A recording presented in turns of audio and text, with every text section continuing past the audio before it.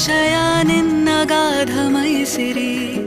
ಅಪ್ಪಿಕೋ ಬಾರೋ ಒಮ್ಮೆ ಸರಸರ ಸೇರಿ